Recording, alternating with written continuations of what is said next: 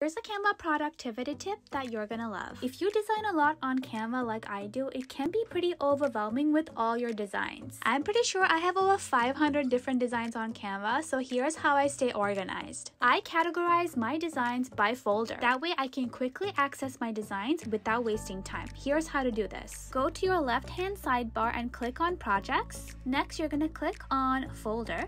Now navigate to the right-hand side until you find a button called Add New and then click on Folder. Now you can name your folder and then create a new folder. For an example, this is a folder that I created for my Pinterest content. I also like to have subfolders underneath my main folder to keep my designs a little bit more organized. All you have to do is click Add New to create a subfolder. You can also click on this little star to add your folder to the favorite section so that it's shown in your sidebar like this, and you can also move the folder around for quick access. If you want to move an existing design to your folder, here's how to do it. Click on the three dots right there and now click on Move to Folder. Now type in your folder name.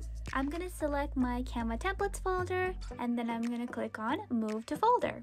Now right next to your design, it's going to have a little gray label on it with your folder like that. So now if you're thinking, oh my gosh, where do I even start? Here are some ideas for you to organize your folders. I recommend having like 3 to 5 main folders. So in this case, I have one for social media, business, and then personal. And then you can have subfolders for each. For an example, for social media, you can have one by platform. So I have one for TikTok posts, stories, and then also TikTok videos. And then the same goes for all the other platforms as well. So if you have your own online business, you can have one for your landing page, your logo, your clients, email marketing, or any kind of digital products that you have. You can also create a personal folder for everything else. And that's how you do it. I hope this was helpful. Make sure to follow me for more Canva tips.